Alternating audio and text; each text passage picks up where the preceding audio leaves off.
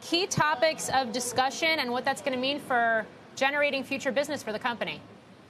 Yeah, so Ginkgo's business is to operate as like a horizontal platform to program cells. So think like AWS, but not for people that want to make websites, but for people that want to do biotech.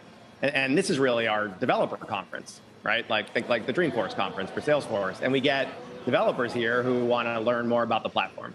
And then we also showcase people who have been building apps on the platform. Like we just announced a new company launch yesterday called Archaea with an entrepreneur in residence who's been building that at Ginkgo, Jasmina, for the last 2 years, raised $78 million in the area of biotech for beauty with investors like Chanel and Givaudan. So those are the types of things we like to do, highlight new apps and get developers excited to develop new apps on our platform.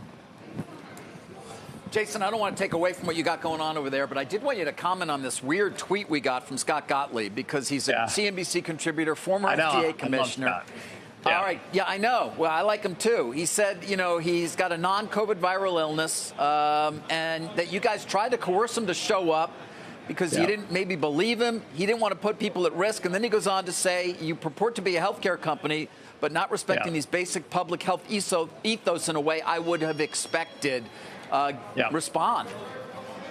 Yeah, so I'm a little bummed out because Scott's kind of a hero of mine, particularly over the last 2 years. I think he has been the most lucid source of communication about the pandemic in terms of like balancing risk and reward. And so I think he's spot right. Like whatever he suggests about how we should be hosting a conference is exactly correct. I wouldn't argue with Scott. And I bought copies of his book for every single person at Ferment for exactly that reason. So anyway, I'm bummed out by it. All I want to say is I respect the heck out of him, and it's too bad.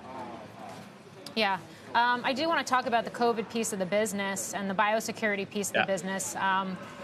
It continues to grow. It's growing very quickly. It's half of revenues, or at least for the first half of this year. Certainly, you just mentioned that's going to be one of the things in focus at the conference today. But the other side of the business, the foundry side of the business, is getting a lot of attention too. Particularly from a number of short sellers that have issued reports in the last couple of weeks. So talk to us about that business and how quickly you can grow that. Yeah, so this is exactly why we're having this developer conference. So one of the things we updated about halfway through the year was that when we were doing our pipe process, we thought we'd get 23 new programs on the platform. We updated that to 30. We did have the short report. The stock dropped 20%. You'll notice within 10 days, it's up at all-time highs. From my perspective, I think shorts are part of the market. They can make money too. It's fine for people to say what they want to say about the company, and our job is to keep building the business and making it easier for people to develop on the platform. And we're doing that yesterday. We'll be doing that tomorrow. So I guess just to dig a little deeper, I mean, when Scorpion Capital comes out with a 175-page report, which put pressure on the stock the day it did, it said Ginkgo Bioworks is a colossal scam, a Frankenstein mashup of the worst frauds of the last 20 years. It says it is rare to see a related party scheme. Yeah, it went on like that and talked about interviews with both current and former employees as well. He said all that stuff. That's right. Yeah, I think the stock price and what we've been doing in the interim speaks for itself. So talk to us a little bit more about the technology and what some of these short sellers are getting wrong in their analysis of it. Yeah, so I think one of the things people have a hard time understanding is Ginkgo's bringing technology business models into the biotech space. So the way we make money, like for example, we announced our project with Aldevron, one of the mRNA vaccine manufacturers. We transferred a strain to them. They sell vaccinia capping enzyme, which is an input component to the vaccines. We get a royalty.